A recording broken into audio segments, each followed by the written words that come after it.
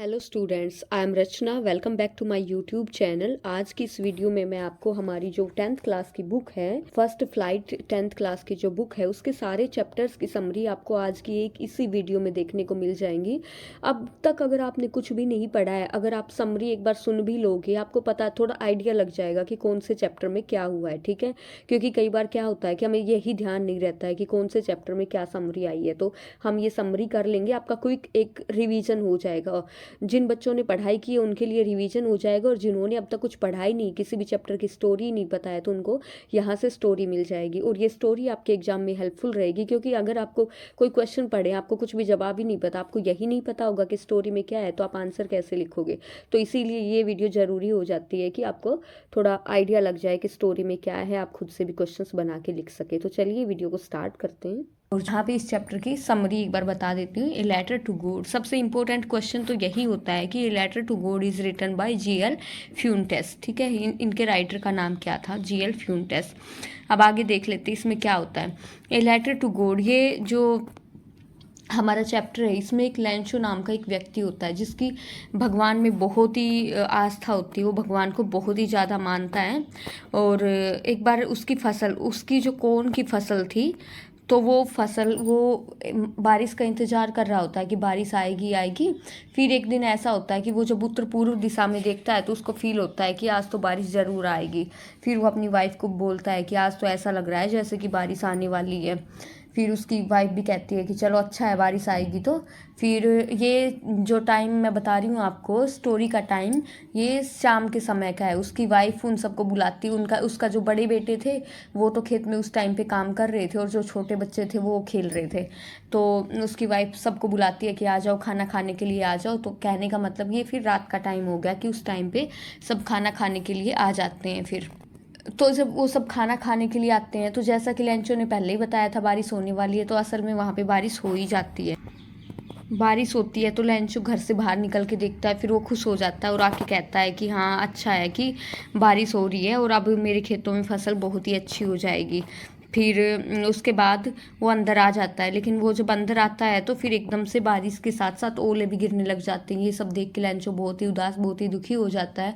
लेकिन अब बच्चों को क्या पता होता है कि क्या करना चाहिए क्या नहीं। तो उसके बच्चे जाते हैं बाहर खेलने के लिए, उसके बच्चे चले जाते हैं। उनको कोई मतलब नहीं है कि क्या हो रहा है क्या नहीं हो रहा है, क्योंकि छोटे बच्चों को कहाँ किसी चीज़ से मतलब होता है। ये जो लेंचो, ये बहुत ही परेशान हो जाता है कि अब ऐसे ही अगर बारिश आती रहेगी तो अगर ऐसे ही ओले गिरते रहेंगे तो उसकी तो फसल पूरी तरह से नष्ट हो जाएगी। और ऐसा ही होता है, उसकी फसल पूरी तरह से नष्ट हो जाती है, क्योंकि ओलों से तो पूरा ओलों ने कुछ भी उसके खेत में छोड़ा नहीं था।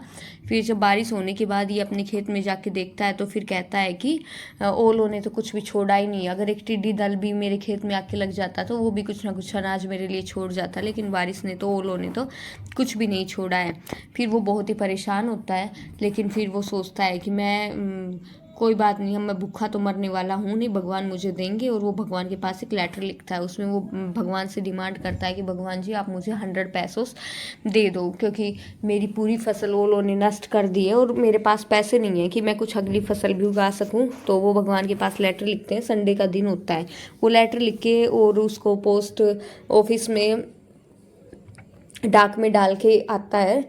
फिर वहाँ पे जब लेटर को पोस्टमैन देखता है तो वो लेटर देख के बहुत ही हंसता है। तो फिर ये जो पोस्टमैन है, ये फिर पोस्ट मास्टर को दिखाता है वो लेटर और हंसता है कि देखो, ये ऐसे ऐसे लेटर लिखा है और इसमें भगवान के नाम पे ये लेटर है। फिर पहले तो पोस्ट मास्टर भी हंसते हैं। फिर पोस्ट मास्टर कहते हैं कि हमें ना इसके विश्वास को कायम रखना चाहिए, देखो कैसा इंसान, इसको भगवान पे कितना भरोसा है। फिर वो अपने और भी वहाँ जो कर्मचारी थे उनसे पैसों की मांग करता है कि सब मिलके हम इसकी हेल्प करते हैं। उसके पास लेकिन टोटल में 70 पैसों से इकट्ठे हो पाते हैं। फिर वो उस लिफाफे में डाल देता है वो 70 पैसों इकट्ठे कर के। फिर अगले रविवार को ये लेंचो वहाँ पे अपना पूछने जाता है कि मेरे नाम से कोई भगवान की तरफ से कोई लेटर आया है क्या या नहीं आया है। तो जैसे ये जाता है, पोस्टमैन इसको वो लेटर दे देते हैं। और पोस्टमैन फिर इसके हाव भाव देखने के लिए देख रहे होते हैं कि क्या हाव भाव इसके रहने वाले हैं। लेकिन इसके तो चेहरे पे कोई भी सरप्राइज था ही नहीं, क्योंकि इसको तो भगवान में इतनी आस्था थी कि ये तो सोच ही रहा था कि भगवान मुझे रुपए देंगे ही देंगे। तो जब ये रुपए लेने जाता, वो भी अगले संडे का ही दिन था, संडे के दिन ही ये रुपए लेने जाता है। और वहाँ पे फिर ये वो लेटर खोलता है और उसमें देखता है, तो सरप्राइज होने की बजाय फिर इसको गुस्सा आता है वो लेटर देख के, क्योंकि इसने डिमांड की थी 100 पैसोस की और इसे मिलते हैं 70 पैसोस। तो फिर ये वो देख के और गॉड के नाम दोबारा एक लेटर लिख देता है कि भगवान जी, आपने जो रुपए, मुझे यकीन है कि आपने तो मुझे पूरे रुपए पहुंचाए होंगे, लेकिन मेरे पास पहुंचे नहीं है वो रुपए, मेरे पास तो सिर्फ 70 पैसों ही पहुंचे है, और जो 30 पैसों मेरे रह गए आप कृपा करके वो भी मुझे भेज दो। और साथ में लंचो ये भी कहता है, लेकिन इस बार आप डाक के द्वारा मुझे 30 पैसों मत भेजना। जो डाक घर वाले हैं ये एक धोखेबाजों का एक टोला है और इनके हाथ आप मुझे रुपए नहीं पहुंचना। तो ये इस स्टोरी की समरी हमारी यहीं पे ख़त्म होती है। तो चलिए शुरू करते हैं। सबसे फर्स्ट क्वेश्चन जो कि हमारे लिए इंपॉर्टेंट हो सकता है वो ये होगा कि Nelson Mandela Long Walk to Freedom is written by, किसने लिखा था ये? तो ये खुद ये जो चैप्टर है ये हमारी ऑटोबायोग्राफी है नेल्सन मंडेला जी की, ठीक है। नेल्सन मंडेला जी ने इस चैप्टर में खुद अपने बारे में बताया है क्या क्या उन पर बीता था। मंडेला जी ने एक पूरी अपनी ऑटोबायोग्राफी की एक बुक लिखी थी और उसमें से ही सिर्फ ये एक दिन की एक छोटी सी घटना ही इन्होंने यहाँ पे इस चैप्टर में एक्सप्लेन की है, तो हम आज वही पढ़ेंगे, ठीक है। तो इसके Nelson Mandela Long Walk to Freedom के राइटर कौन है? खुद मंडेला जी हैं और इनका पूरा नाम क्या था? नेल्सन रोली हलल्ला मंडेला, ठीक है, ये था इनका पूरा नाम। तो चलो पहले एक बार हम समरी देख लेते हैं कि इस चैप्टर की समरी क्या है। तो ये जो दिन है जिस घटना के बारे में नेल्सन मंडेला जी ने बताया वो बता रहे हैं 10 मई 10 मई के दिन के बारे में बता रहे हैं। दक्षिण अफ्रीका की एक घटना के बारे में बता रहे हैं कि दक्षिण अफ्रीका में पहले भेदभाव की बहुत ही नीति थी और 300 साल तक, लंबे समय तक शासन अंग्रेजों का रहा था। लेकिन 300 साल के लंबे शासन के बाद दक्षिण अफ्रीका में फिर 1994 में हमारे जो ये नेल्सन मंडेला जी हैं ये वहाँ पे राष्ट्रपति बन गए थे और जो हमारे नेल्सन मंडेला हैं वो हमारे पहले देश का प्रथम काले राष्ट्रपति बने थे। मतलब क्योंकि इनका कलर काला था तो वहाँ पर लोग इनके साथ बहुत ही भेदभाव की नीति करते थे और 300 साल के बाद यहाँ पे जो नेल्सन मंडेला जी हैं इनका शासन, ये राष्ट्रपति बने जो कि देश के प्रथम काले राष्ट्रपति थे और इन्होंने शपथ ग्रहण की थी 10 मई 1994 में, ठीक है। अच्छा, अब इसमें तो जब ये ओथ सेरेमनी में होते हैं तो वो सारी पुरानी बातें ये याद करते हैं कि क्या क्या इनके साथ हुआ था, कौन कौन लोग इनके साथ दुर्भाव करते थे, वो उस टाइम पे इनको सारी घटनाएं याद आ जाती है। और ये ओथ सेरेमनी थी ये हो रही थी दक्षिण अफ्रीका के जो प्रिटोरिया शहर था वहाँ पे इनकी ओथ सेरेमनी हो रही थी। और इस जो ओथ सेरेमनी के अवसर पे बहुत से सारे लोग आए थे, अलग जगह से बहुत सारे वहाँ पे नेता इकट्ठे हुए थे उस दिन, ठीक है। और उस दिन के बारे में मंडेला जी ये भी बताते हैं कि उस दिन जो भी काले लोग थे या श्वेत लोग थे सबने मिलकर बहुत ही खुशियां मनाई थी और लगभग 1 लाख से भी अधिक साउथ अफ्रीका के जो मैन थे, वुमेन थी, बच्चे थे, उन सब ने मिल के साउथ अफ्रीका के जो इतने सारे पुरुष, महिलाएं, बच्चे सब ने मिल के वहाँ पे और बड़े ही मजे करके गीत भी गाए थे और वहाँ पे डांस भी किया था। इन सब के बारे में बताया गया, ठीक है। ये जो हमारे मंडेला जी ये भी बताते हैं कि उस दिन पतझड़ का दिन था और मंडेला जी थे अपनी बेटी जनानी के साथ थे और जो मिस्टर डी क्लर्क को सबसे पहले द्वितीय उपराष्ट्रपति की, सेकंड डिप्टी प्रेसिडेंट, द्वितीय उपराष्ट्रपति की शपथ दिलाई गई और इसके बाद टाबो मबेकी को प्रथम उपराष्ट्रपति के रूप में शपथ दिलाई गई वहाँ पे, क्योंकि उस दिन ओथ सेरेमनी थी। फिर ये कह रहे हैं कि जब मेरी बारी आई तो इन्होंने भी शपथ ग्रहण की कि मैं हमेशा इस संविधान का पालन करूँगा और यहाँ के लोगों की भलाई के लिए ही मैं यहाँ पे काम करूँगा। और फिर उन्होंने ये भी शपथ ली कि मैं जनता को गरीबी, भूख, कष्ट हो, किसी भी प्रकार की भेदभाव की, जो भी उनके साथ गलत होगा उससे मैं मुक्ति दिलाऊंगा, ठीक है। फिर क्या होता है, एकदम से ना मंडेला जी वहाँ पे भावुक हो जाते हैं और उनको अपना पीछे उनके साथ जो भी हुआ था वो सब उनको याद आ जाता है। उनको वो सब याद आ जाता है कि कैसे किन किन लोगों ने बलिदान दिया था और वो ये उन सब लोगों को याद करते हैं जिन्होंने देशभक्ति के लिए अपनी जान भी गंवा दी थी। और ये कहते हैं कि मैं तो सिर्फ उनके सेक्रीफाइस के कारण ही आज मैं ये सब हासिल कर पाया हूँ। तो ये इन सबको, ये जो यहाँ पे पिक्चर्स में दिए हुए हैं, इन सबको ये अपनी श्रद्धांजलि देते हैं। मतलब इन सबको वहाँ पे ये याद करते हैं कि इन सब के कारण ही आज मैं देश का राष्ट्रपति बन पाया हूँ। और फिर वो बताते हैं कि जो साहस होता है वो सिर्फ भय का अभावी साहस नहीं होता है, बल्कि उस पर विजय प्राप्त कर लेना होता है। और वो ये कहते हैं कि वो व्यक्ति वीर नहीं है जिसको भय ही नहीं, जिसको किसी चीज़ का डर ही नहीं लगता, वो व्यक्ति वीर नहीं है, बल्कि वीर वो व्यक्ति है जिसने कि उस भय पे विजय प्राप्त कर ली हो, ठीक है। उस भय का वो डट के सामना करे, उस पर विजय प्राप्त कर ले, वही व्यक्ति वीर है, ऐसा बताते हैं ये हमारे मंडेला जी। फिर वहाँ पे क्योंकि गोरे भी थे, काले भी थे, सब लोग थे, लेकिन मंडेला जी के मन में कोई भी उनके प्रति, गोरे लोगों के प्रति कोई भी दुर्भावना नहीं थी। वो बस अपनी जो पीछे की घटना उन्हीं को याद कर रहे थे। वो कहते हैं कि जो व्यक्ति है वो घृणा लेके कोई भी व्यक्ति जन्म नहीं होता है, लेकिन जो जन्म लेके ही व्यक्ति, हर एक व्यक्ति घृणा करना सीख जाते हैं। और जैसे कि लोग घृणा करना सीख सकते हैं इसी तरह से उनको प्रेम करना भी सिखाया जा सकता है, जो कि एक बहुत ही उनका मानना है कि नेचुरल फीलिंग है, प्रेम करना नेचुरल फीलिंग है, इसलिए उनको ये भी सिखाया जाता है। फिर मंडेला जी याद करते हैं कि कि जो जब छोटे थे ये, तो इनको लगता था कि ये बिल्कुल स्वतंत्र है सब कुछ करने के लिए, क्योंकि उस टाइम पे स्वतंत्र मंडेला जी थे भी, उनको पढ़ने की स्वतंत्रता थी, उन्हें जहाँ चाहे खेलने की, दोस्ती करने की, हर चीज़ की स्वतंत्रता थी। लेकिन जब बड़े होते हैं तो इनको बाद में समझ में आता है कि वो स्वतंत्रता है तो सिर्फ कुछ दिनों के लिए ही थी। फिर मंडेला जी को याद आता है कि उनको एक मजबूत, एक साहसी व्यक्ति वो कैसे बन गए। उनकी जो स्वतंत्रता की चाह थी, जो अपने लोगों के प्रति प्रेम था, उसी के कारण इन्होंने अपने डर के ऊपर विजय प्राप्त की और ये फिर साहसी बन गए। और इन्हीं जो स्वतंत्रता की इनके मन में जो भावना थी, उसी के कारण ये साहसी बने। फिर ये कहते हैं कि मेरे लोगों में से किसी एक के ऊपर भी पड़ी हुई जंजीरें मुझे ऐसे लगेगी जैसे कि वो मेरे ऊपर जंजीर पड़ी हुई है। जी ये भी कहते हैं कि मैं अत्याचार करने वाले और अत्याचार सहने वाले, मुझे दोनों ही पसंद नहीं है, क्योंकि मुझे ये लगता है कि अत्याचार करने वाला भी गलत है तो अत्याचार को सहने वाला व्यक्ति भी गलत है। तो इन शॉर्ट अगर मैं आपको इस चैप्टर के बारे में बताऊं तो इस चैप्टर में मेनली ये है कि जो 10 मई के दिन का इस चैप्टर में जिक्र किया गया है, ये पूरा चैप्टर मंडेला जी की ऑटोबायोग्राफी जो इन्होंने पूरी एक बुक लिखी है, उनमें से ही उसका ही एक छोटा सा पार्ट यहाँ पे लिया गया। 10 मई का दिन यहाँ पे बताया गया, 10 मई 1994 को। और उस दिन मंडेला जी राष्ट्रपति बने थे। 300 सालों से जो वहाँ पे अंग्रेजों का शासन चला आ रहा था, वो अब वहाँ पे जो हमारे मंडेला जी हैं, ये प्रथम राष्ट्रपति बन गए थे, काले रंग के प्रथम राष्ट्रपति बन गए थे। और 10 मई 1994 को इनकी शपथ सेरेमनी थी। और ये सेरेमनी हो रही थी प्रीटोरिया के, एक जो दक्षिण अफ्रीका की प्रशासनिक राजधानी थी प्रीटोरिया, वहाँ पे ये सेरेमनी हो रही थी। बहुत से लोग आए थे, अलग अलग जगहों से वहाँ पे लोग इकट्ठे हुए थे। और मंडेला जी फिर अपने पीछे वाली बातें याद करते हैं कि आज तो ये सारे लोग आ रहे हैं और मुझे सैल्यूट भी करते हैं, लेकिन इससे पहले लोग कैसे इनको बेइज्जत करते थे, क्योंकि ये इनका रंग व्हाइट नहीं था, इनका रंग काला था, इसलिए इनके साथ भेदभाव की नीति अपनाई जाती थी। और बाकी जो लोग हैं उनके साथ भी भेदभाव की नीति अपनाई जाती थी। और यहाँ पे जो उस दिन सारे मिलके, सारे काले और गोरे, वहाँ पे सारे लोग वहाँ पे राष्ट्रगान भी गा रहे थे, सारे लोग मिलके। मंडेला जी वो भी याद करते हैं कि कैसे मैं जो देश का ये प्रथम जो काला राष्ट्रपति बना हूँ, ये सिर्फ मेरी मेहनत नहीं है, बल्कि ये याद करते हैं कि जिन्होंने अपनी जान गंवा दी थी ये सब लाने के लिए, तो फिर ये उनकी कुर्बानियों को याद करते हैं कि उन्हीं के कारण ही मुझे आज ये उपलब्धि हमें मिल पाई है, उन्हीं के बलिदानों के फलस्वरूप। तो वो उनको भी वहाँ पे याद करते हैं। फिर मंडेला जी साहस के बारे में बताते हैं कि जिस व्यक्ति में जो भय नहीं है वो व्यक्ति साहसी नहीं है, बल्कि जिसने उस भय पे विजय प्राप्त कर लिया वो व्यक्ति साहसी है। जैसे ये इस चैप्टर की समरी, हमारी स्टोरी का नाम है 2 स्टोरीज अबाउट फ्लाइंग। ठीक है, यहाँ पे इस चैप्टर में 2 स्टोरीज का जिक्र किया गया, 2 स्टोरी बताए गए फ्लाइंग के बारे में। ठीक है, 2 स्टोरी हैं। तो पहली स्टोरी तो ये है हीज फर्स्ट फ्लाइट, और दूसरी हमारी ब्लैक एरोप्लेन। ये दोनों स्टोरी मैं आपको बताऊंगी, इनके एमसीक्यूज भी कराऊंगी। हीज फर्स्ट फ्लाइट के राइटर कौन है? लियाम ओ फ्लाहर्टी। और हमारी ये जो दूसरी स्टोरी है ब्लैक एरोप्लेन, इसके राइटर हैं फ्रेडरिक फोर्सिथ। तो चलिए अब मैं आपको स्टोरी बताना शुरू करती हूँ। ठीक है, तो हम अब स्टार्ट करते हैं हमारी फर्स्ट स्टोरी से, जो कि है हीज फर्स्ट फ्लाइट। यहाँ पे हीज फर्स्ट फ्लाइट, उसकी पहली उड़ान, ये बात हो रही है। यहाँ पे इस स्टोरी में एक पक्षी होता है, सीगुल। ठीक है, इस स्टोरी में एक छोटा सीगुल होता है, जो समुद्री पक्षी जिसको बोलते हैं, जो कि देखने में मुर्ग के जैसा जो लगता है। लेज बोलते हैं यहाँ पे। चट्टान के बाहर जो थोड़ी सी उसकी साइड निकली हुई होती है, उसको यहाँ पे लेज बोला गया है। समुद्री पक्षी के बारे में यहाँ पे बात हो रही है, जो कि ये जो सीगुल होता है, जो समुद्री पक्षी है, ये दिखने में तो कबूतर के आकार की तरह दिखाई देता है, कबूतर के जैसा ही दिखता है। और यहाँ पे इसकी स्टोरी, ये जो सीगुल है, इसकी फैमिली में कौन कौन होता है? तो इसकी फैमिली में इसके माता पिता होते हैं, इसके 2 भाई होते हैं और एक बहन भी होती है। सारे मिलके वहाँ पे जो ये चट्टान होती है, जो शिलाफलक जिसको बोलते हैं, जो चट्टान की बाहर निकली हुई साइड, उस पर ये सब रह रहे होते हैं। ठीक है, तो ये सारे चाहते हैं कि ये जो छोटा सीगुल है ये उड़े, लेकिन ये उड़ने से बहुत ही डरता था। ये सोचता था कि अगर ये उड़ेगा तो ये फिर वहाँ पे समुद्र में ही गिर जाएगा।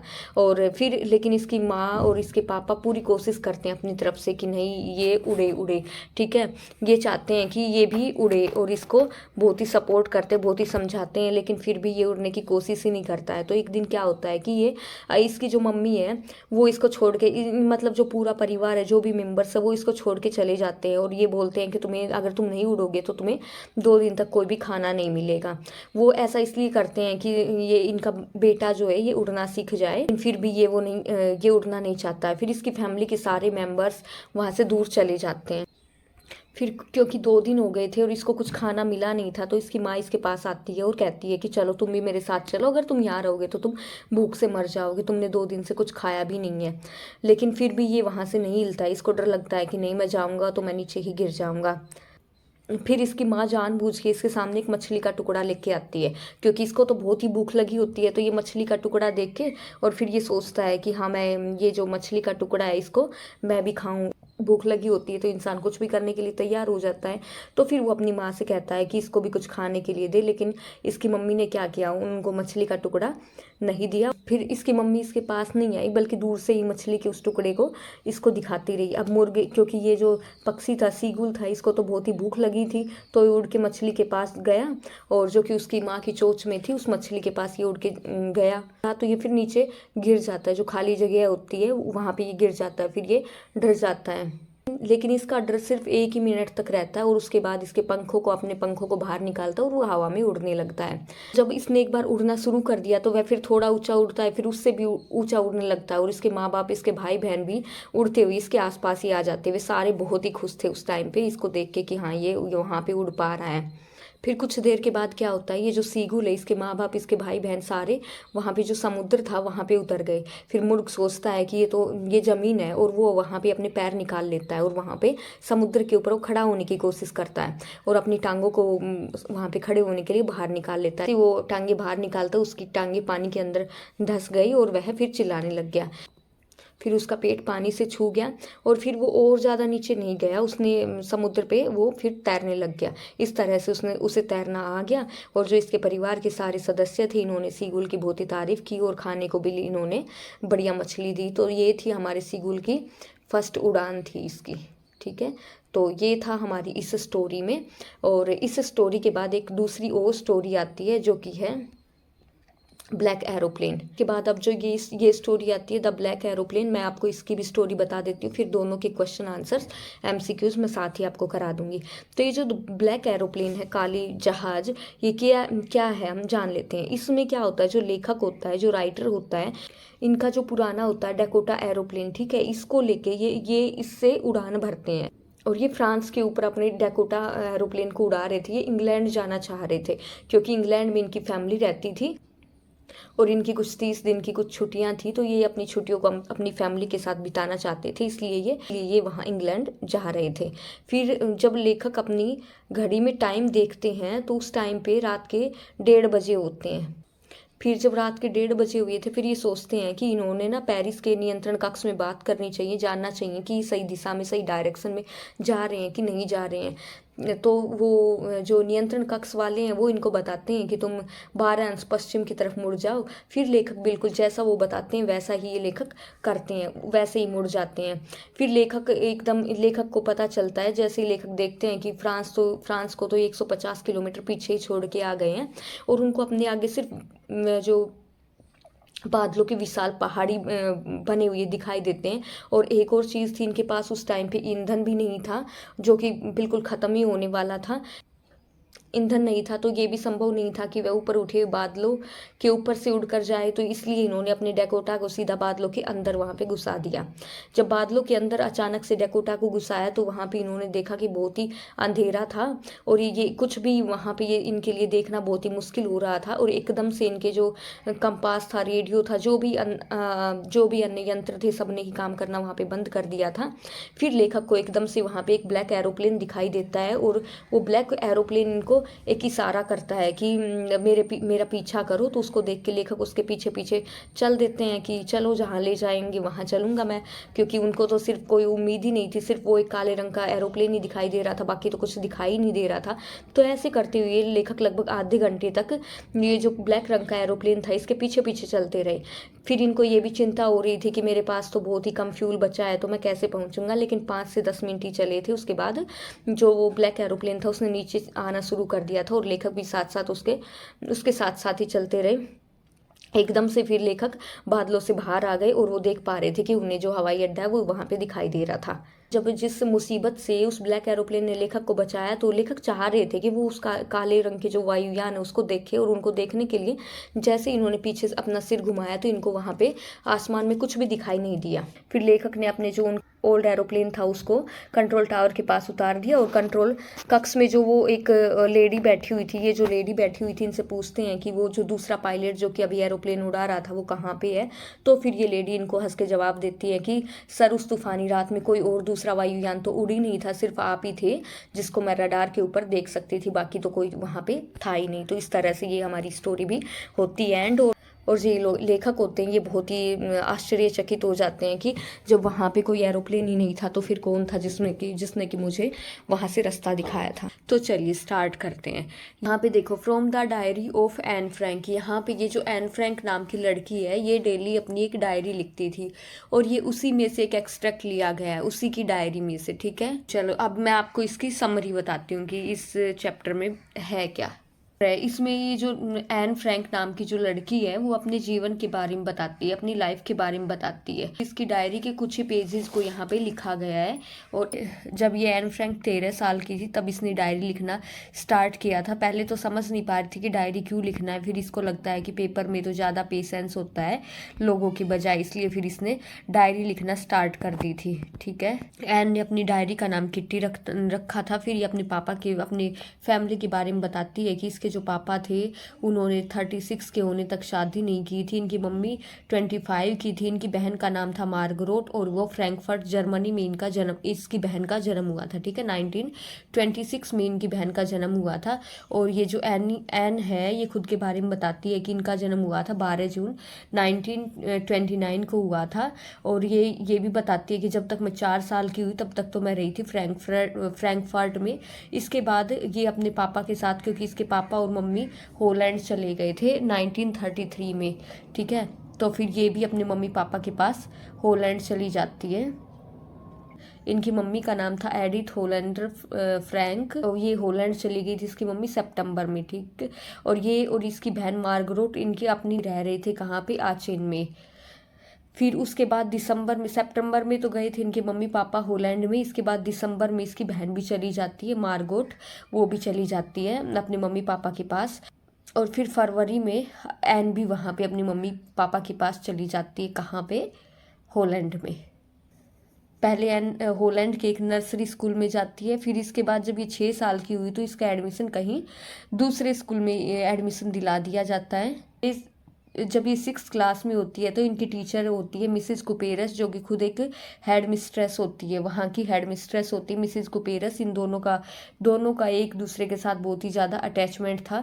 फिर ये बताती है कि 1933 में तो इनके मम्मी पापा जैसे कि हॉलैंड चले गए थे। फिर बताती है 1941 के बारे में कि इनकी दादी माँ बहुत ही बीमार हो गई थी, इसलिए जो 1941 में जो इनका बर्थडे था वो बर्थडे नहीं मनाया गया। और फिर 1942 में इनकी दादी माँ एक्सपायर हो जाती है। और फिर इसके बाद 1942 का जो बर्थडे था वो कुछ खास बर्थडे नहीं इनका मना और जाता, क्योंकि उसके साथ इसकी जो दादी माँ है वो एक्सपायर हो गई थी तो उनकी भी कैंडल्स लगाई जाती हैं। फिर ये डायरेक्ट बात करती है 20 जून 1942 की बात करती है और यहीं से इन्होंने डायरी लिखना स्टार्ट किया था। और 20 जून 1942 को वहाँ पे डे था सैटरडे। ये जब अपनी डायरी लिखना शुरू करती है तो यहाँ पे इन्होंने ये अपनी डेट डालती है और साथ में डे भी डाला हुआ है। और स्टार्ट करती है, डायरी को एड्रेस करती है किट्टी। और ये डायरी लिखती है 20 जून 1942 को, सैटरडे का दिन था। अपनी डायरी में वो फिर सारी बातें बताती है।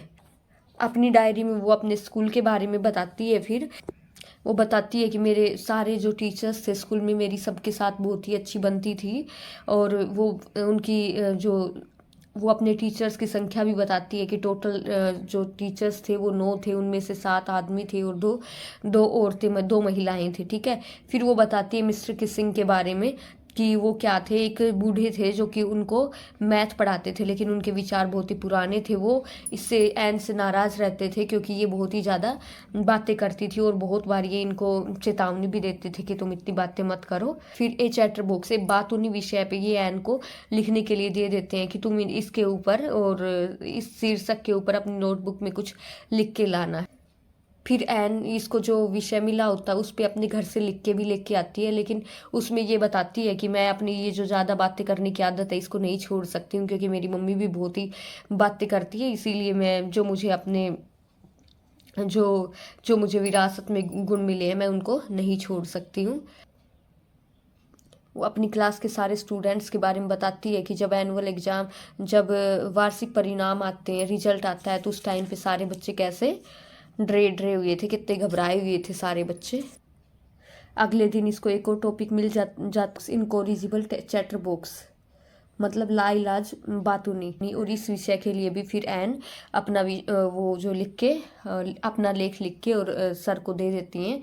इसके बाद फिर से एन को एक और विषय मिलता है। लेख का जो सब्जेक्ट विषय था वो था quack quack quack sad mister chatterbox, मतलब कां बातूनी औरत। ठीक है, इसके ऊपर उन्होंने बोला कि अब तुम इसके ऊपर लिख के लेकर आना। ठीक है, टीचर ने इनको एक ऐसा लेख दिया कि जिसके द्वारा ये पूरी क्लास में इनका मजाक उड़ाना चाहते थे, मजाक बनाना चाहते थे कि कितनी ये बातूनी है। लेकिन एन ने वो सब पलट दिया। मतलब एन ने फिर इस लेख को एक कविता के रूप में लिख दिया और उसमें बताया गया एक बतख के बारे में और एक पिता हंस के बारे में। वहाँ पे इस लेख में एन ने बताया कि कैसे जो पिता हंस थे उन्होंने अपने चूजों को चोट से काट काट कर इसलिए मार दिया क्योंकि वो ज़्यादा काम करते थे।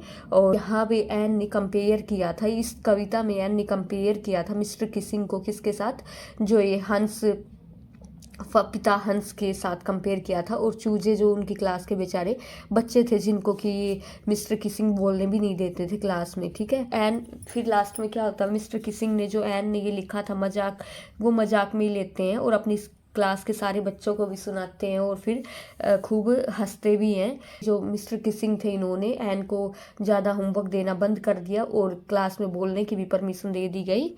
और फिर अब से मिस्टर किसिंग बच्चों के साथ मजाक करना भी शुरू करने लग गए। तो ये हमारा लिया गया yours any extracted from the diary of young girl with slight adaptation. तो ये एन ने ये डायरी लिखी थी और एन की लिखी हुई डायरी में का ही एक छोटा सा एक्सट्रैक्ट यहाँ पे लिया गया है। ग्लिम्पसेस ऑफ इंडिया, इसमें देखें, इसमें हमारी 3 अलग अलग स्टोरी दी गई हैं। ए baker from Goa, Coorg T from Assam. तो ग्लिम्पसेस ऑफ इंडिया का पहले हम करते हैं। Baker from Goa, Lucio Rodriguez के द्वारा ये लिखा गया है। तो चलिए अब हम इसकी समरी स्टार्ट करते हैं। कई बार हम होते हैं या फिर हमसे बड़े लोग जो होते हैं हमारे घर वाले, तो वो हम लोग अपने बचपन की स्टोरी को याद करते हुए बताते हैं कि ये हमारे जब हम छोटे थे हम ये करते थे वो करते थे। तो इसी तरह से इस चैप्टर में ये बेकर फ्रॉम गोवा में ये जो हमारे राइटर हैं जी ये बताते हैं कि कैसे जब वो छोटे थे तो गोवा में कैसे बेकर होते थे। बेकर के बारे में बताते हैं। बेकर जो कि लोग जो ब्रेड बनाते थे, अच्छी अच्छी चीज़ें वो बनाते थे। तो उस टाइम पे ये बताते हैं कि गोवा में पुर्तगालियों का राज था। पुर्तगालियों ने वहाँ पे शासन किया था बहुत लंबे टाइम तक। और जब पुर्तगालियों ने वहाँ पे शासन किया था, ये बेकर्स के बारे में बताते हैं गोवा में कि कैसे बेकर्स गोवा में थे। और वो बताते हैं कि उनको आज भी वो सब याद है कि कैसे जब वो बेकर आते थे तो सारे हम बच्चे वहाँ पे दौड़ लेते थे। फिर हमारे जो ये राइटर हैं ये बताते हैं कि हो सकता है कि जो ये बेकर थे ये आज मर गए हों, लेकिन इनके बच्चे होंगे जो कि यही बेकरी का काम कर रहे होंगे, वो होंगे। और भले ही ये जो बेकर पहले जो खाते थे वो लोग भी एक्सपायर हो गए हो, लेकिन वो लोग भी भले ही इस दुनिया में ना रहे हो, लेकिन फिर भी ये जो बेकर्स की जो मोल्डर्स हैं उनकी जो भट्टियां हैं वो आज भी वहाँ पे गोवा में देखने को मिलेंगी। फिर ये राइटर बताते हैं कि कैसे जब बेकर आते थे तो वो उनकी साउंड क्या होती थी। वो एक बम्बू की स्टिक लेके आते थे और उसके ऊपर बम्बू की स्टिक के ऊपर कुछ लगा होता था जिससे कि वो जंग जंग की साउंड प्रोड्यूस करते हुए वहाँ पे आते थे। और बेकर्स के बारे में ये हमारे जो राइटर हैं बताते हैं कि हमारे घर वाले हमें बेकर्स के पास लोग जो ब्रेड खरीदने के लिए नहीं जाने देते थे, बल्कि जो हमारे घर में जो नौकरानियाँ होती थी वही जाती थी उनको वहाँ से ब्रेड लेने के लिए। और यहाँ पे जो घर की नौकरानी इनको बोला गया पास्किन या बास्टाइन बोला गया है, घर में जो नौकरानी जो काम करते थे उनको। ठीक है, और वो बताते हैं, लेखक बताते हैं कि वही हमारे लिए ब्रेड का चुनाव करते थे। लेखक ये भी कहते हैं कि हमें जो चुनाव हमारी घर की नौकरानी करती थी ब्रेड का, वो हमें भले ही पसंद ना थी, लेकिन फिर भी चुनाव वही करती थी नौकरानियाँ ही। और फिर आज गोवा में ये जो बेकर्स हैं इनको आज भी पैडर नाम से जानते हैं। गोवा में बेकर्स को पैडर नाम से जानते हैं। ये भी इम्पोर्टेंट क्वेश्चन एग्जाम के लिए बन सकता है। फिर हमारे राइटर ये बताते हैं कि जब ये पैडर गली में आते थे तो ये अपनी जंग जंग की साउंड प्रोड्यूस करते हुए आते थे। और इनकी जंग जंग की साउंड से ही हम सारे बच्चे गली वाले सारे बच्चे उठ जाया करते थे और फिर हम बेकर के पास जाते थे और उसको गुड मॉर्निंग विश करके आते थे। फिर ये जो हमारे राइटर ये भी बताते हैं कि हम लोगों को ना इतना वो होता था बेकर को देखने का कि जब भी वो आता उसकी जंग जंग की साउंड प्रोड्यूस होती तो हम भाग लेते थे उसको देखने के लिए कि हाँ बेकर आया। घर वाले ना भी देखने देते थे तो फिर हम दीवारों के छेदों में से बेकर को झांकते थे। और लेखक कहते हैं कि हमें तो इतनी जल्दी होती थी उनको ब्रेड्स को खाने की कि हम तो ब्रश तक नहीं करते थे। फिर लेखक इस बात को सही साबित करने के लिए कहते हैं कि ब्रश कौन करता है, क्या कभी टाइगर को। लेखक इस बात को सही साबित करते हुए कहते हैं कि ब्रश करता ही कौन है, क्या कभी आप लोगों ने देखा है कि टाइगर कभी ब्रश करता है, वो भी तो ब्रश नहीं करता है।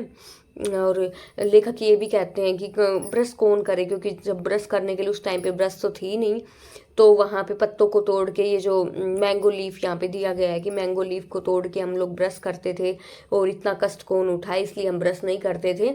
और लेखक बताते हैं कि फिर मैं ये बोलता हूँ अपनी बात को सही साबित करने के लिए कि ब्रश किस लिए करनी है, हम गर्म चाय पी सकते हैं जिससे कि हमारे दांत अच्छे से साफ हो जाएंगे। फिर इसके बाद लेखक ये बताते हैं कि उस टाइम पे अगर कोई भी शादी का फंक्शन हो या किसी की सगाई का फंक्शन हो, कुछ भी कोई भी फंक्शन हो, अगर वहाँ पे लोग जो ब्रेड नहीं मिलते थे तो ये माना जाता था कि वहाँ उस शादी में क्या है, कुछ है ही नहीं। ठीक है। और तो इस चीज़ से पता चलता है कि गोवा में उस टाइम पे बेकर्स की कितनी इम्पोर्टेंस थी, लोग जो ब्रेड्स की कितनी इम्पोर्टेंस थी कि हर फंक्शन में वो होने ज़रूरी ही थे। फिर इनके पहनावे के बारे में बताया गया है कि जो बेकर्स थे वो पहनते थे उसको, उनकी पोशाक को बोला जाता था कबाई बोला जाता था। और ये कबाई कैसी होती थी, बिल्कुल जैसे लड़कियों की फ्रॉक होती है उस टाइप की एक फ्रॉक टाइप सी होती थी जो कि घुटनों तक पहुंचती थी। फिर बताते हैं कि जो बेकर हैं वो शर्ट और पैंट भी पहनते थे, लेकिन उनकी पैंट ऐसी नॉर्मल पैंट नहीं बल्कि हाफ पैंट पहनते थे जो कि निक्कर से थोड़ी सी बड़ी बड़ी होती है, जो कि निक्कर से थोड़ी बड़ी होती है जिसको कैपरी बोलते हैं। तो उस टाइप की पैंट पहनते थे ये।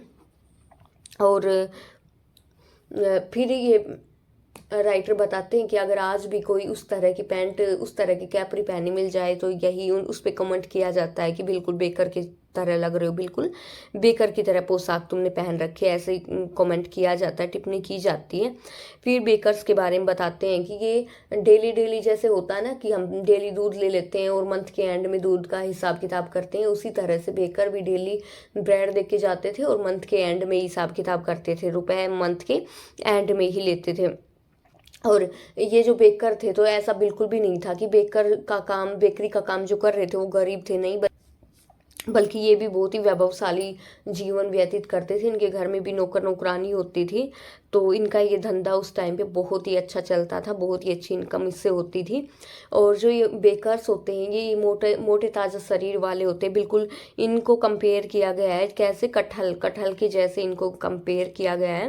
क्योंकि जो भी मोटा दिखने वाला क्योंकि ये बेकर्स थे ये बिल्कुल बहुत ही मोटे दिखते थे, बिल्कुल जैक फ्रूट की तरह दिखते थे, इसलिए लोग ये बोलते थे। इसलिए आज भी लोग जब भी कोई मोटा व्यक्ति दिख जाए तो उसको कंपेयर कर देते हैं कटहल से कंपेयर कर देते हैं। तो ये था हमारी इस स्टोरी में ये बेकर्स फ्रॉम गोवा में। अब इसी में ग्लिम्पसेज ऑफ इंडिया में हम नेक्स्ट अपना देख लेते हैं कुर्ग, जो कि लिखा गया है लोकेश एब्रोल जी के द्वारा, रिटन बाय लोकेश एब्रोल, कुर्ग। ठीक है। तो अब हम पढ़ेंगे कुर्ग की समरी की क्या है इस कुर्ग चैप्टर में। सबसे पहले तो ये जान लेंगे कि कुर्ग है क्या, कहाँ पे है, ये क्या चीज़ है। ठीक है। तो अब सबसे पहले ये जान लेते हैं कि ये कुर्ग है क्या। तो कुर्ग एक जगह का नाम है, एक जगह है, ये कहाँ पे, कर्नाटक में। ठीक है।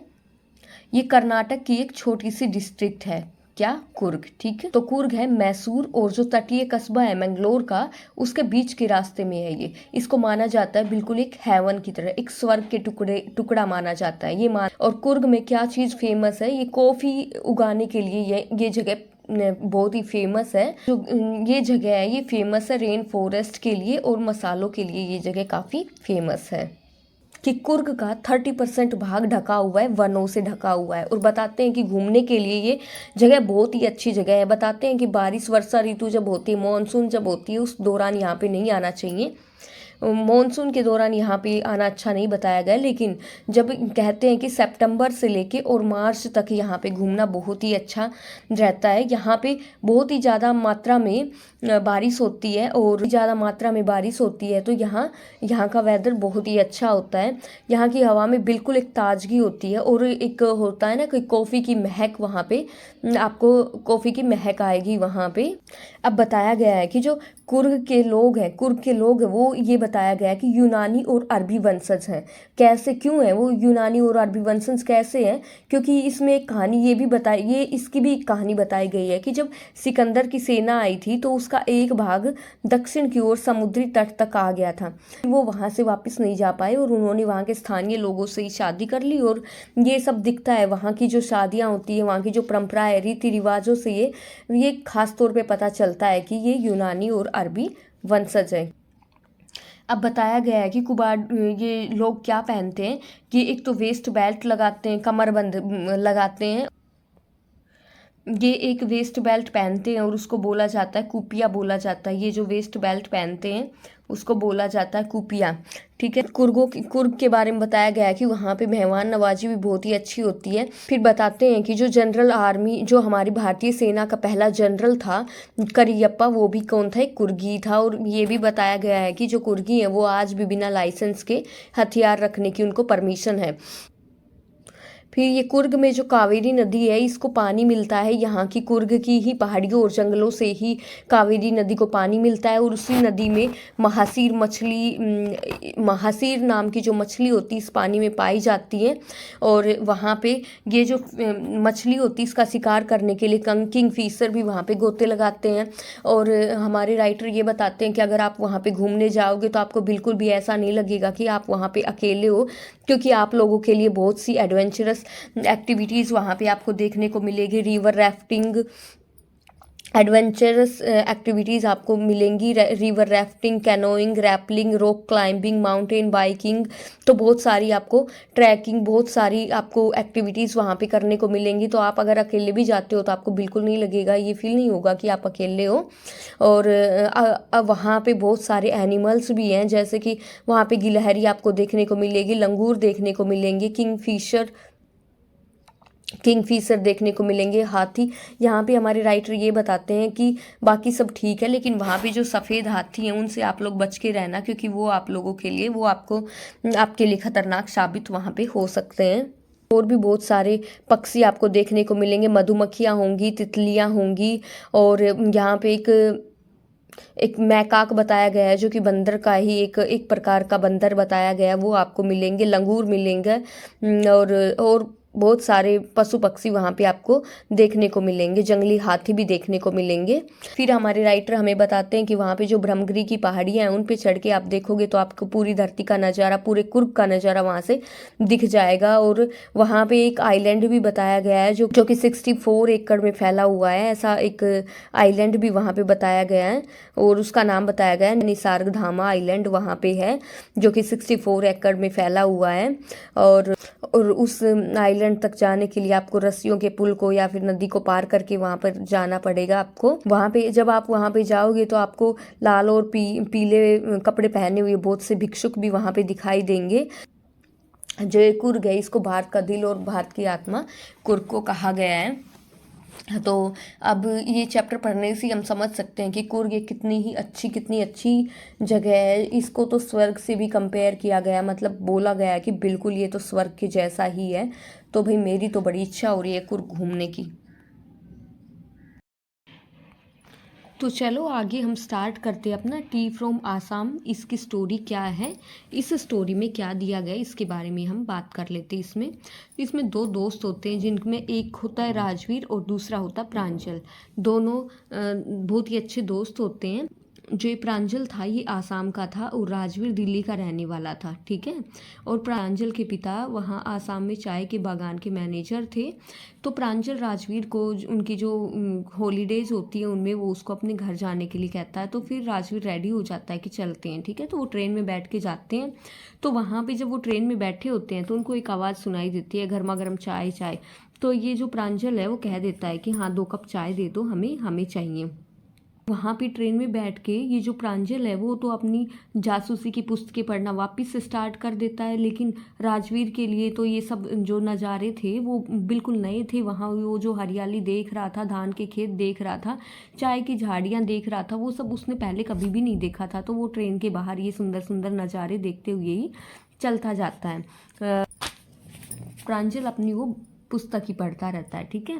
फिर आगे चल के ना जब चाय के बारे में, और ये जो लड़का है राजवीर, ये बहुत ही अच्छी बात उसको बताता है प्रांजल को। ये कहता है कि तुम्हें पता है कि प्रांजल, मैं चाय के बारे में 2 कहानियाँ जानती हूँ, तुम्हें पता है कि चाय की शुरुआत कैसे हुई थी, क्या हुई थी। तो फिर वो बताता है प्रांजल को कि चीन के सम्राट जो हमेशा पानी पीने से पहले उबलवाते थे, एक दिन उनके बर्तन में कुछ पत्ते उबलते हुए पानी में गिर गए, जिससे वो पानी स्वादिष्ट हो गया, और वो चाय के पत्ते थे। तो यहाँ से चाय की शुरुआत हुई। फिर दूसरी कहानी ये बताता है कि जो भारतीय कहानी, वो राजवीर बताता है प्रांजल को कि बौद्ध धर्म में जो महात्मा बुद्ध जी थे, उन्होंने अपने आँखों की पलकें काट ली थी, ठीक है। नींद महसूस होने लगती थी, इसीलिए उन्होंने अपनी आँखों की पलकें काट ली थी। फिर 10 चाय के पौधे उनकी पलकों पे उगाए, और इन पौधों के पत्तों को पानी में उबाल कर जब पिया इन्होंने तो इनकी नींद गायब हो गई, और यहीं से चाय की शुरुआत हुई। फिर बताते हैं कि चाय सबसे पहले चीन में पी गई थी। राजवीर ने कहा कि चाय 2700 ईस्वी पूर्व पी गई थी सबसे पहले, कहाँ, चीन में। वास्तव में वो बताता है कि टी सब चीनी भाषा के चाय और चीनी शब्द से निकला है। यूरोप में चाय 16वीं शताब्दी में आई थी, और इसको एक दवा के रूप में अधिक प्रयोग किया जाता था, ठीक है। फिर उसके बाद उनकी ट्रेन थी वो रुक जाती है, मरियानी जंक्शन पे पहुंच जाती है, और वहाँ पे प्रांजल के पिता इनका इंतजार कर रहे थे। फिर प्रांजल के पिता के साथ ये दोनों जाते हैं। प्रांजल के पिता गाड़ी लेके आ रहे थे, तो वहाँ पे ये वहाँ गाड़ी में बैठ के चले जाते हैं, और फिर रास्ते में भी ये बहुत सारे चाय के बागान देखते हुए वहाँ पे जाते हैं। और यहाँ पे फिर राजवीर अपने दोस्त प्रांजल के पिता, जिनका नाम है इस स्टोरी में मिस्टर बरवा, उनसे पूछते हैं कि ये कोपलों के फूटने का दूसरा समय है क्या। तो फिर वो उनको बताते हैं कि मई से जुलाई तक समय समाप्त हो जाता है, और इसी दौरान चाय की सबसे अच्छी फसल प्रदान करता है यही टाइम। तो यही थी ये स्टोरी। होप आपको अच्छी लगी होगी। आपको अगर मेरी वीडियोज़ अच्छी लग रही हैं तो अपने दोस्तों के साथ शेयर करो। तो अब हम अपने नेक्स्ट चैप्टर, जो कि है मिजबिल द ओटर, इस चैप्टर का देखेंगे कि इस चैप्टर की स्टोरी में क्या क्या था, ठीक है। आपको थोड़ा आइडिया लग जाएगा कि स्टोरी में क्या क्या था, तो पता चल जाएगा। हमारे चैप्टर का नाम है मिजबिल द ओटर, और रिटन बाय गेविन मैक्सवेल जी। तो ये भी आपको याद होने चाहिए कि किसने ये चैप्टर लिखा था, क्योंकि ये वहाँ से सीन जो पैसेज आते हैं एग्जाम में 5 नंबर के, तो उसके लिए क्वेश्चन इंपॉर्टेंट हो जाता है कि who is the writer of Mijbil the otter, तो राइटर कौन है। This chapter is written by Gavin Maxwell ji, ठीक है। तो अब इसमें स्टोरी है किसकी, ओटर की स्टोरी है, उदबिलाव की स्टोरी है। ये जो पूरी स्टोरी है, इस पूरी कहानी में लेखक अपने जो पालतू जानवर होता है, लेखक पाल के रखते हैं उदबिलाव को, और उसके बारे में ही दर्शाते हैं। ये स्टोरी दर्शाती है कि जो प्रकृति के प्रति हमारा प्रेम है, जानवरों के साथ प्रेम है, और उनके साथ हमें किस तरह से हम जुड़ाव फील करते हैं। अगर एक बार कोई भी जानवर हमारे पास रहने लग जाए तो हम उससे अटैच्ड हो जाते हैं। इन सब के बारे में इस चैप्टर में बताया गया है, ठीक है। तो इस चैप्टर में जो लेखन है गेविन मैक्सवेल जी, वो इराक में अपना टाइम व्यतीत कर रहे थे। फिर एक दिन उन्होंने सोचा कि क्यों ना एक पालतू जानवर रखा जाए, क्योंकि हर एक की इच्छा होती है कि उनके पास कोई पालतू जानवर हो। फिर उनके मित्र उनको सलाह देते हैं कि आप क्यों ना एक ओटर को एक पालतू जानवर बना लो, क्योंकि जो ओटर है ये बड़ा ही दिलचस्प और दोस्ताना व्यवहार करता है। तो फिर लेखक सोचते हैं कि ठीक है, लेखक उनकी बात मान लेते हैं। फिर वो अरबी किसान से एक उदबिलाव खरीद लेते हैं, और उसका नाम, उदबिलाव का नाम ये मिजबिल रख लेते हैं। मिजबिल पहले शुरुआत में तो थोड़ा शर्मीला था, अनजान था, लेकिन धीरे धीरे कोई भी एनिमल, किसी को भी हम अपने पास रखेंगे तो शुरू में तो वो हमें नहीं जानने लगता है, तो वो हमारे साथ इतना कंफर्टेबल नहीं होता है। लेकिन जब कोई भी एनिमल हमें जानने लग जाता है तो वो हमारे साथ कंफर्टेबल हो जाता है, वो हमसे प्यार करने लगता है, और वो हमारे प्रति अपने भावनाओं को शो भी करता है। मिजबिल को पानी में खेलना बहुत पसंद था। उसका स्वभाव बहुत ही चंचल था, और वो घर में भी यहाँ वहाँ भागता रहता था, चीज़ों के साथ भी वो खेलता रहता था, और नई चीज़ों को वो जो भी उसको कुछ नया दिखाई देता था बड़ी ही उत्सुकता के साथ देखता था। फिर एक बार लेखक को इंग्लैंड वापस जाना पड़ा, तो मिजबिल को भी उनको अपने साथ ले जाना था, तो ये उनके लिए चुनौती बन गई थी। उनके लिए ये चुनौती बन गई थी कि कैसे वो हवाई जहाज़ में मिचबिल को अपने साथ लेके जाएं। लेकिन फिर वहाँ पे उनको ना एक एयर होस्टेस मिल गई जो कि बहुत ही अच्छे स्वभाव की थी। वो बोल देती है कि ठीक है, आप इसको ना अपने घुटनों पे बिठा के ले जा सकते हो। तो हमारे जो राइटर हैं वो ऐसा ही करना चाहते हैं, लेकिन वो उदबिलाव ये थोड़ा ना एक जगह बैठता है, तो ये वहाँ से भाग जाता है और कभी किसी के पैरों के बीच में जाके घुस जाता है, कभी सारे लोग वहाँ पे जो हवाई विमान में सारे लोग चिल्लाने लगते हैं, खड़े हो जाते हैं कि ये क्या आ गया, ये क्या आ गया। फिर ये जो हमारे लेखक हैं ये भी इस उदबिलाव के पीछे भागते हैं, लेकिन क्या होता है कि कोई किसी के ऊपर गिर जाते हैं, उनके हाथ में करी होती है और ये हमारे राइटर के फेस के ऊपर लग जाती है। फिर वहाँ पे जो एयर होस्टेस होती है वो इनको बोलती है कि सर आप जाके अपनी जगह पे बैठ जाइए और मैं ले आऊँगी इसको आपके पास। फिर लेखक करते हैं कि चलो ठीक है, लेखक ऐसा ही करते हैं।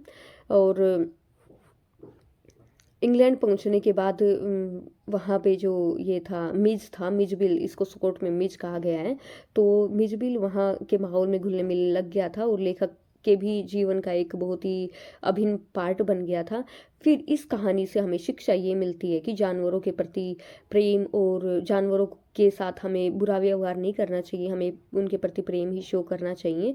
और लेखक और मिजबिल के रिश्ते को यहाँ भी दिखाया गया है कि जानवर भी प्यार और समझदारी के साथ मनुष्य के हम सबके दोस्त बन सकते हैं। और इस कहानी में प्रकृति के साथ जो सह अस्तित्व और जानवरों के प्रति करुणा का ये कहानी संदेश देती है। ठीक है, तो यहाँ पे ये कहानी हमारी एंड होती है। अब आगे अपनी दूसरी स्टोरी पे हम चलते हैं जो कि हमारी है मैडम राइड्स द बस।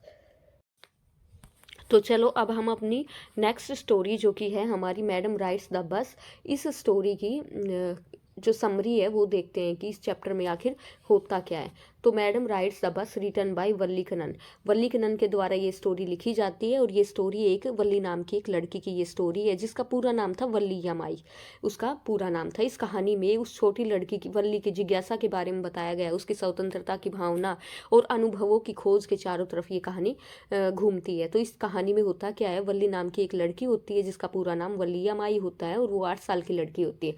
वो बड़ी ही जिज्ञासु लड़की थी, बहुत ही साहसी भी थी। वो अपने गाँव में रहती है और उनका घर गांव में जैसे होता है मेन सड़क जहाँ से जाती उसी के आसपास था। तो वो उसको बहुत पसंद था कि वो भी बसों में यात्रा करे। वो अपने घर के बाहर खड़ी होकर देखती रहती थी कि कौन सी बस कहाँ जा रही है, कौन सी कहाँ से आ रही है। और वो टाइम भी नोट कर रही होती है क्योंकि वो ये सोचती है कि उसको भी बसों में यात्रा करनी है, इसीलिए वो उनका टाइम सब ध्यान रखती है। फिर इसके लिए उसको पैसों की ज़रूरत थी। वो सोचती है कि अगर वो अपने घर वालों को ये सब बताएगी तो घर वाले तो उसको कहीं भी मतलब जाने की इजाज़त, अकेले जाने की इजाज़त नहीं देंगे। लेकिन उसका ये वो बड़ा ही सपना था कि वो बस की सवारी एक दिन खुद से करे।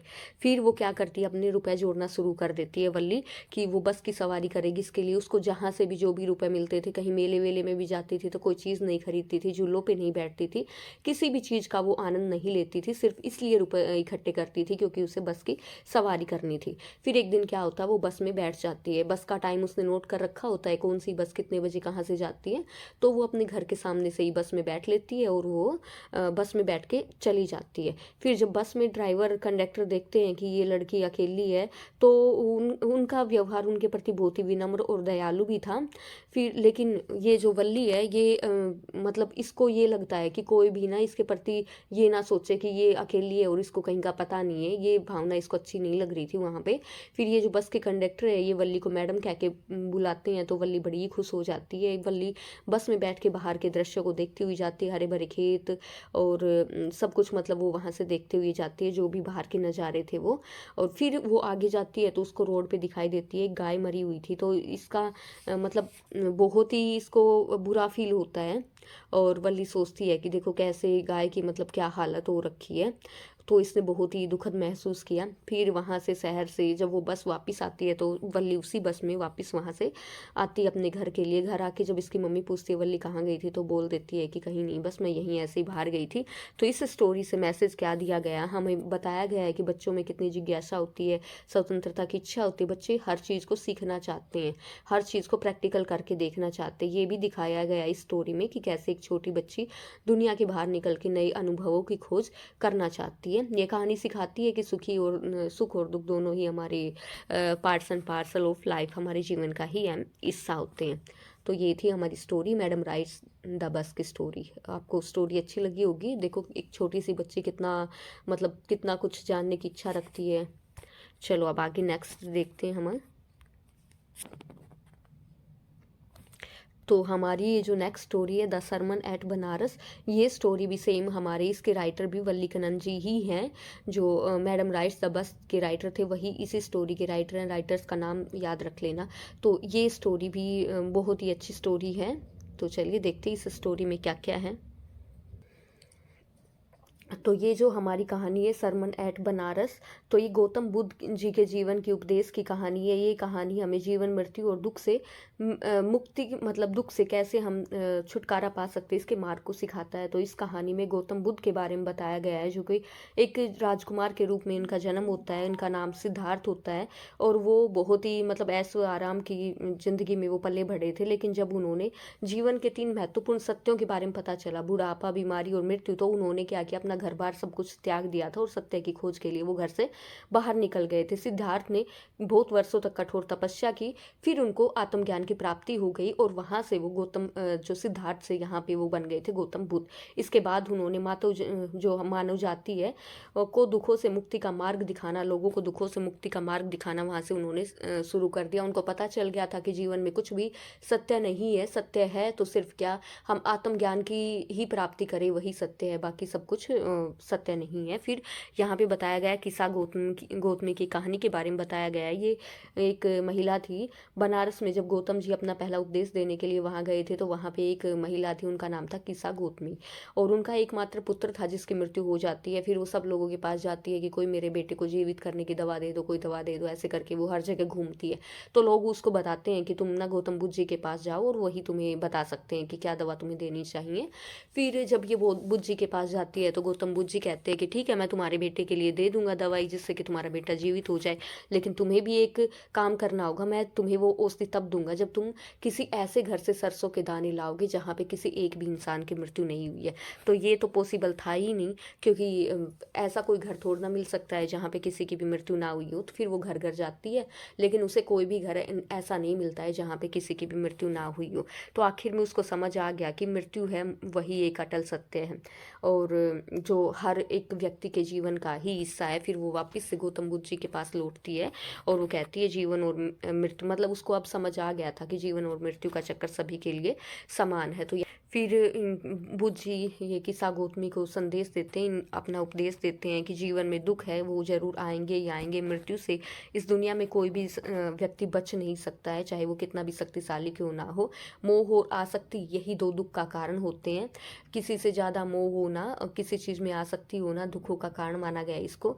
और जिसने जीवन के इस चक्कर को समझ लिया है वही शांति और मुक्ति को प्राप्त कर सकता है। तो कहानी की शिक्षा हमें यही मिलती है कि जो मोह और आसक्ति है दुख का कारण वही है। आत्मज्ञान की प्राप्ति में हमें लग जाना चाहिए। ठीक है, चलो अब देखते हैं हम नेक्स्ट अपना द प्रपोजल।